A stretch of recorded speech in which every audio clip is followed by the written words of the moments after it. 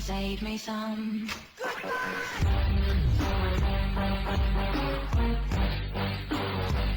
Hello, my friends. How you doing today? I am here. I'm back with another installment of my channel here, where I unbox things. I got a package right here.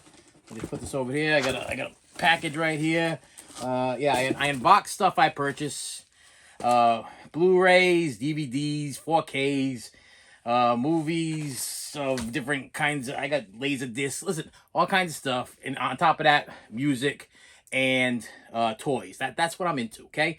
But I want to pause for a minute, because I gotta give a little review of some sort. It has to do with the topic of the word empathy. Okay, if you do not know what empathy is, okay, I don't think I have to put I'll put the definition of empathy up here, so you know what it means if you don't know what it means, okay, which everybody should. I'm a little out of breath, just got out of work, and the issue I'm having an issue, and I want to share with you, and I want to start like a little conversation with my friends, guys, because I consider you my probably only friends, on empathic feelings. Okay, I work. If you haven't been watching this channel, if you are familiar with this channel, I am I thought I was a preschool teacher, and for the longest time I was teaching pre-K, and I would teach the children all of the fundamentals that they needed to know, including respect and all the other important things that they should also know, to get them to move on to kindergarten. That has been my job, or my goal, for 7 years. Hold on a second. I just want to make sure. Okay, trying to leave. Did I leave? No. Okay. Thought I left something over there. Anyway, yeah, that has been my goal for 10 years. 10 years, if not longer now. I might have lost track. I have been teaching pre-K, which pre-K is typically 4 and 5 year olds who are getting ready to go to kindergarten. They need to know the fundamentals of going into kindergarten. And not too long ago, I left a place that I was working at, where I was working doing pre-K, and it was actually a preschool, and I started working at a daycare. Now, unknowingly to me, I guess a daycare and a preschool are two separate things. I guess because where the other place had a certain level of expectations from me, like the kids had to learn how to write their name before they left. They needed to learn how to count to 10 before they left. They needed to know their alphabet before they left. They needed to know all of these things, on top of the fact that I was trying to teach them how to be respectful people in the community. You know, when they grow up, I want them to grow up to be somebody of some kind of substance. You know, I don't want people growing up and being a bunch of knuckleheads. Okay, that's a word I want to use. I don't want. I know they're not my kids, but I didn't want to be that teacher that taught a bunch of kids how to grow up and be a bunch of knuckleheads. Okay, that's it. Bottom line. So I started working at this new job, and it's been perfectly fine. But the issue I am having right now is they give me 2-year-old children.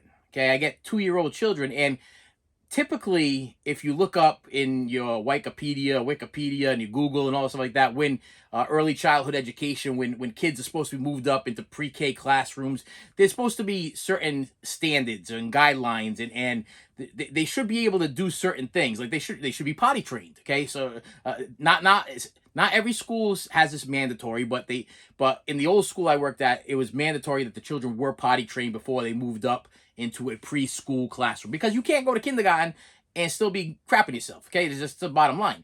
So I've had kids that moved up and they're 2 years old, and I'm potty training them. Okay, I'm telling them, hey, listen, this is not good that you're wearing a diaper.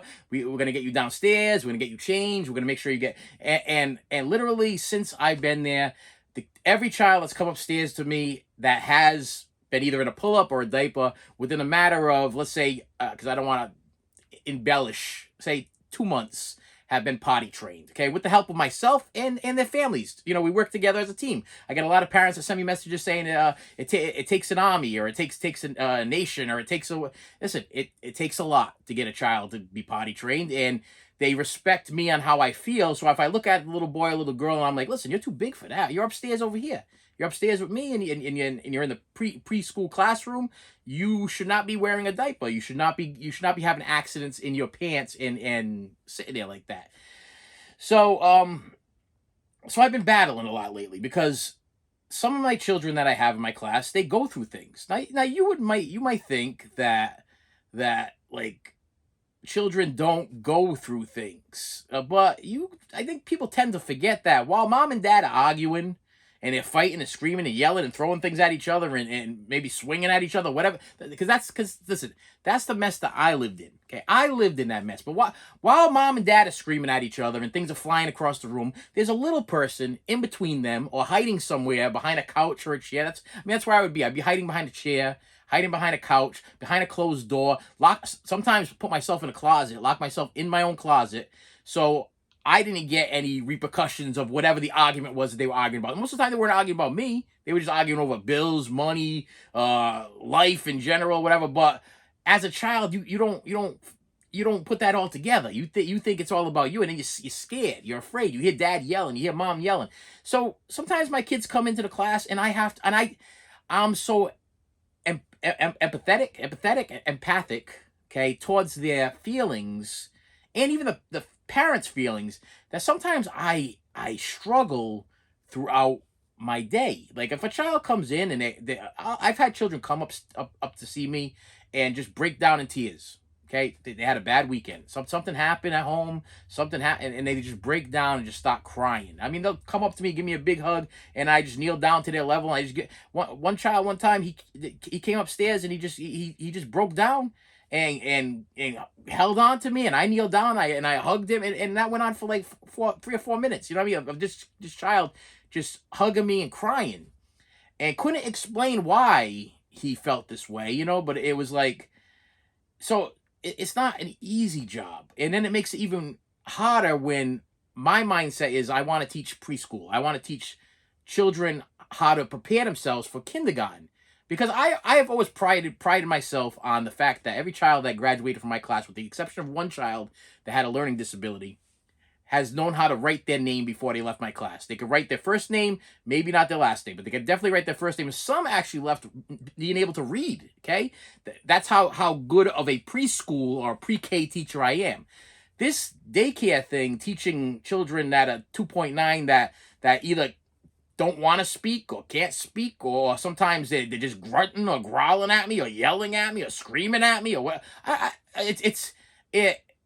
What happens is they say one bad apple spoils the bunch. Well, it's true. If I have 8 kids sitting in a circle and I got their attention, I'm teaching them the alphabet, and I got one kid screaming at me or laying down or kicking another child or punching another child or rolling around hitting another child.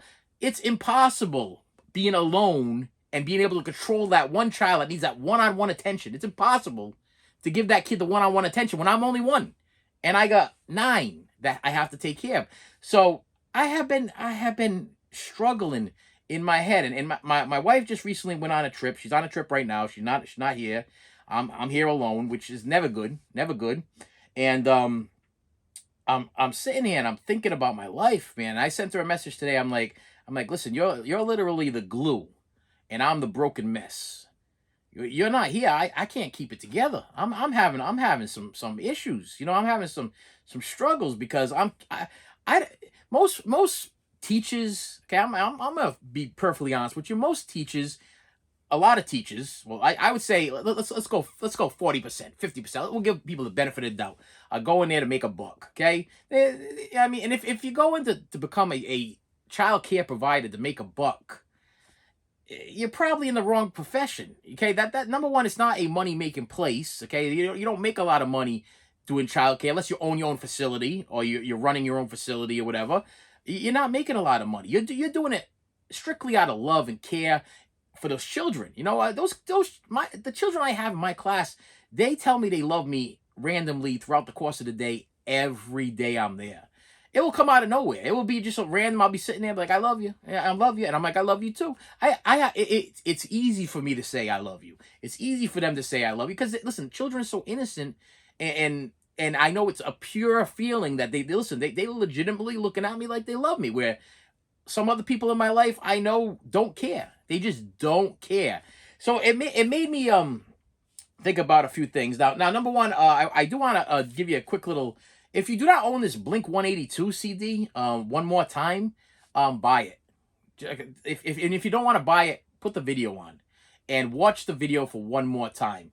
I have been now. My wife has always complained about this, but when I get hooked on a song or a movie or whatever, I will watch it over and over and over again. It'll be playing in the car over and over and over again. And this song, One More Time, has been playing over and over and over again in my car, in the house, at night, and it's on this CD, okay? And I got to tell you, Blink 182, 80, they're back, and this CD is unbelievable. That One More Time song, check it out. I want you to literally check it out. I want you to check it out, and I want you to stop for a second and listen to the lyrics. And what it pretty much, I mean, I'm going to give you a little synopsis on the lyrics, but they're pretty much saying that it shouldn't take someone to get sick or die, or it shouldn't take an accident to happen for you to love and care about somebody. Okay? You should love and care about somebody every day. You should wake up in the morning and want to spread some kind of love or care. Now, let's talk a little bit about my religious beliefs. And I know now it's not supposed to talk about religion. People don't like to talk about politics and religion. You never hear me talk about politics because personally, I don't. That's not my thing. Okay, that's not my thing. Politics not my thing. To me, that's just a big battle. Unless I was running the country, I don't think anybody would be good enough running the country. So I'm pretty much whatever. But I'll tell you, when it comes to religion, I don't have a religion. I don't have a religion. I have what I call a relationship. Okay? I don't need a label or a I don't need to be labeled as something to have a belief in something. Okay? I don't need somebody to say, okay, well you're a this or you're a that, you're a this. I'm whatever I want to be, and I'll believe in something. I believe in a bigger being than myself, God. Okay, you could call it God, you could call it Buddha, you could call it whatever you want to call it. Okay, but I believe that there's something bigger than me that controls everything that's going on in this world. And as I'm going through this turmoil today, I got a little girl yelling, screaming at me, and it's nap time, and I got eight children fast asleep, and this kid's screaming at me and yelling at me, and the frustration levels getting. And listen, I'm already taking like 9-10 pills a day, and like 2 or 3 of them are for high blood pressure and high cholesterol and everything.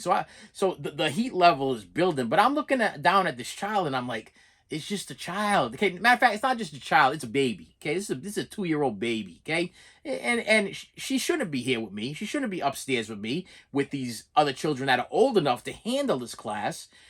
But I gotta hold it in. I gotta hold it in. I can't take it out on this baby for being a baby. I don't want to push her to grow up either.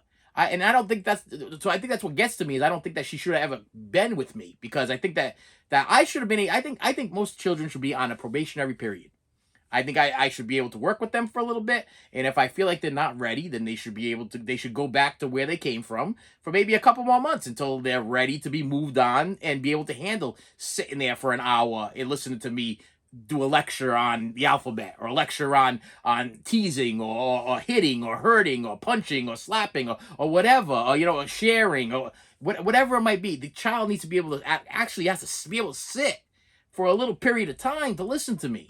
And some children just don't have that capability at 2 years old, and I don't blame them. I can't blame that child for not being ready to go to pre-K, to go to preschool, because the kid's not going to kindergarten. The kid is going to be with me for probably 2 or 3 years.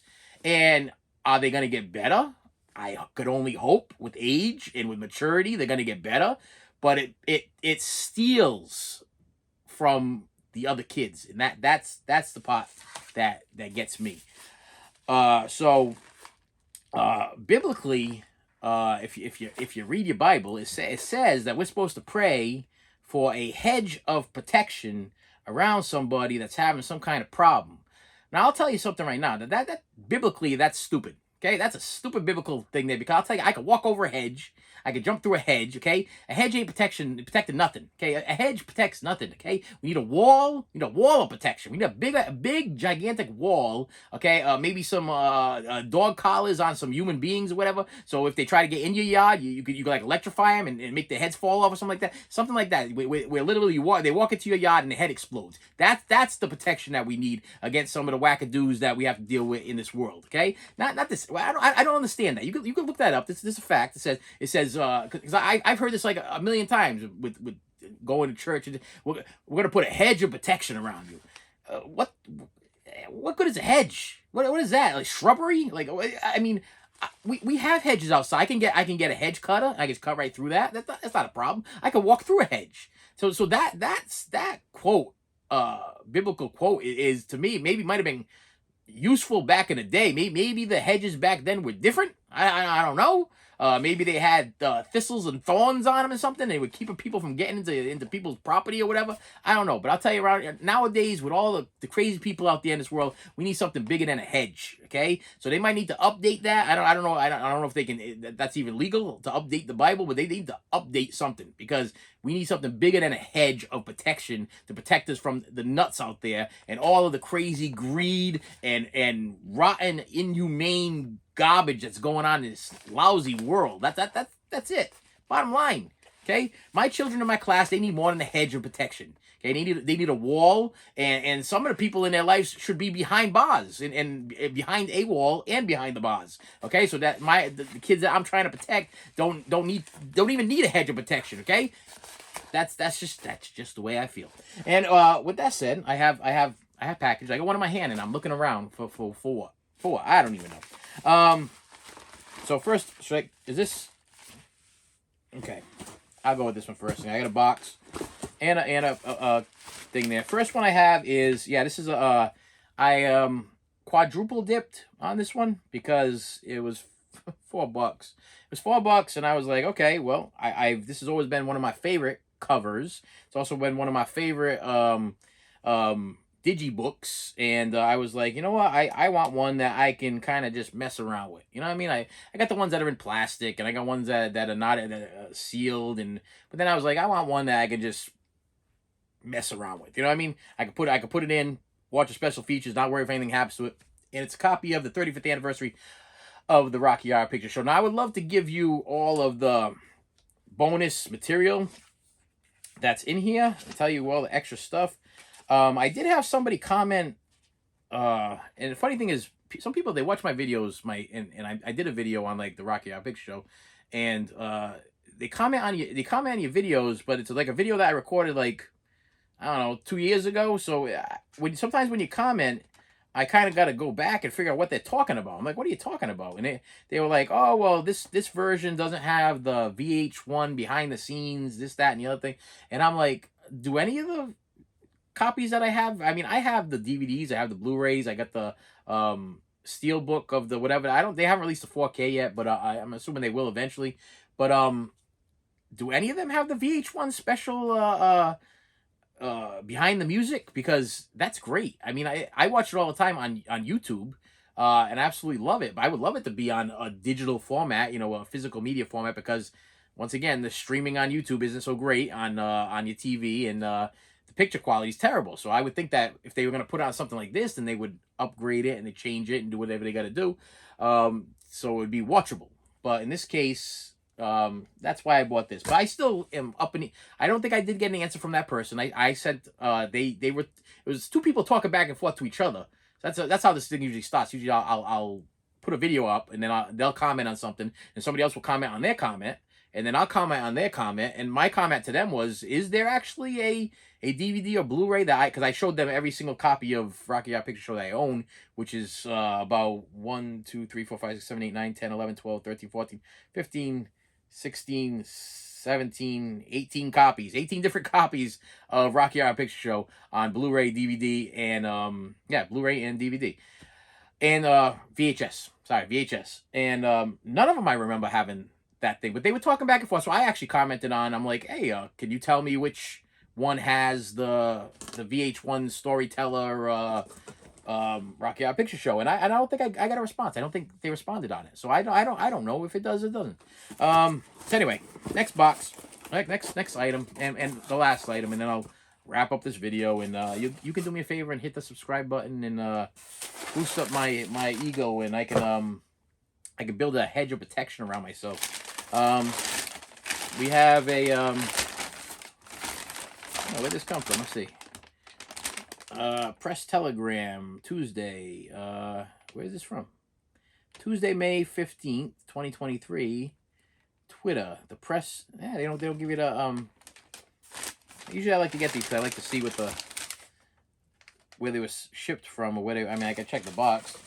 That'd be simple enough for me to check the box, but sometimes people grab stuff from California. It's so speaking of planes falling from the sky and appreciating people after they're dead, I got the Criterion collection of director approved Blu-ray special edition of La Bamba, the Richie Valens story. Yes, I'm waiting for the Buddy Holly story to be released on a Criterion or a I don't even think the Buddy Holly story is released on a Blu-ray format yet, which I really enjoyed the Buddy Holly story.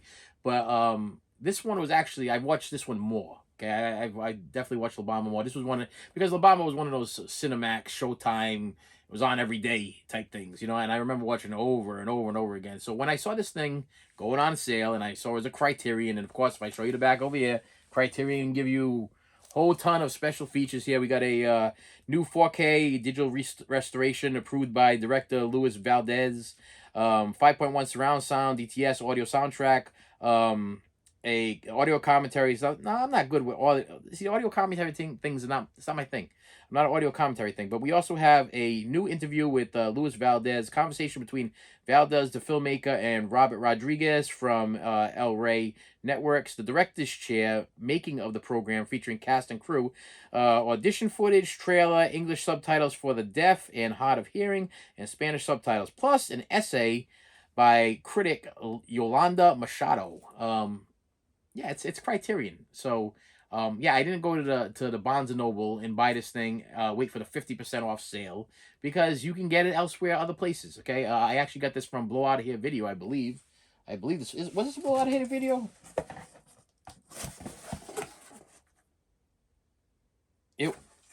It was not. Wow, I thought it was anyway. So Blowout of Here Video does have it, but obviously this guy was selling it cheaper. So I was like, I'm gonna grab it. It is factory sealed, so I'm happy about that. And I've watched it recently, so I'm probably not gonna. I watched it on DVD, so I'm probably not gonna throw it into the old player yet. But yeah, this is like an ironic ending to this video. Yeah, because it really shouldn't take planes falling from the sky and people dying and everything for you to appreciate somebody, take care of somebody, tell somebody that you care about them, and show them somehow that you care about them, and show them somehow that you love them. I mean, whatever way it might be. Go make them a meal. Give somebody $5. Something. Do something to make somebody feel good about themselves. Tell them they're doing a good job. What does it cost you to stop for a second and tell somebody, hey, you know what, you did a good job today, instead of just picking somebody apart? It seems to be like this. That's what this world loves doing. They love to find the negative in people and then just tear them apart. And then they just leave. They leave and they leave you there just broken and battered and busted and messed up and everything like that. And then you're in the search and you're questioning yourself. You're like, what's wrong with me? What's wrong with me? What did I do wrong? What did I do to deserve this life? And I don't think anybody should have to feel like that. And I'll tell you, I'll be honest with you, I kind of feel like that every day. I get up every morning and that's the way I feel. And I go to bed every night and that's the way I feel. Matter of fact, I put myself in those places of regret and guilt and turmoil and destruction and self-destruction and self-medication and self-everything before I go to bed every night. So I wake up the next day and maybe appreciate that I'm waking up another day. But the day goes on and it's still tough. It's still tough. I don't have that hedge of protection around me. Okay, I'm not being protected like I should be. Okay, I need something bigger. I'm a big guy. I don't need hedge. Listen. You guys seen what's that Tim the Tool Man there? Home Improvement. Okay, that guy with the eyes over the fence. Listen, I'm a big guy. Okay, I need something bigger than a hedge. to protect me and my family and a bunch of other. I need some Rottweilers, some other god dogs. I need some other stuff because it's damn, this place is crazy. This is a crazy world we live in, and all I got to look forward to is this channel, my family, and hopefully make a change in somebody's life. I help at least one kid. But I'll tell you, I always have. I think for the rest of my life, I'll always have somebody in my life that is always trying to throw like a monkey wrench in the works. They're always trying to throw like put an obstacle in my way. Like, listen, I'm a big guy. You ain't gonna see me like, those guys that do that running thing. They jump over those hurdles. Jump over the hurdles. Yes. I literally got people in my life that just lining up hurdles, and they know I can't jump them. They know I can't jump them damn hurdles. They know I ain't gonna make it over. They know I'm gonna try to jump them and I'm gonna fall and I'm gonna hurt myself and I'm gonna be all busted up and broken. And then I'm gonna need somebody to help pick me up and put me back together again, kind of like Humpty Dumpty, but not. And who's that gonna be? I don't know. Hopefully, I'm helping children to grow up and be those kind of people. But I don't know. I don't know. Sometimes I don't know. But I'm still trying. I'm still trying every day. I still try. I try with my own kids. I try with other people's kids. I try with the adults, the parents stuff. I'm still trying. Some of them leave with a big smile. I've never actually. I got to tell you, in the years that I've been doing this, I've never had a parent argue with me about anything. They've always been very on board with everything that I've had to say. It's always been like somebody else that's in power that argues with me about something, and then like after I leave or I disappear or I drop off the face of the earth or whatever, they're like, "Oh, I don't understand what happened. I don't know what went wrong. Well, what went wrong is you didn't want to listen. You didn't want to listen. You didn't want to take advice. You didn't want to hear what I had to say. You kind of just wanted it just keep rolling. You wanted the machine to keep running, but you didn't want to put no grease or oil in the machine."